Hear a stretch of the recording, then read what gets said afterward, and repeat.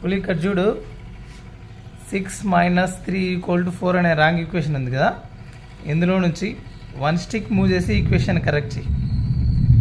Hi friends, answer తెలిస్తే comment చేయండి, video నచ్చితే లైక్ చేయండి, please subscribe my YouTube channel. Try చేయి పులి.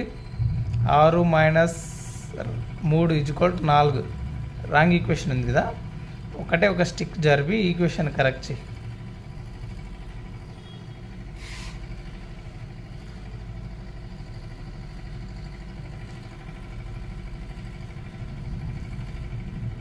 3 ఎట్టయితే 6 -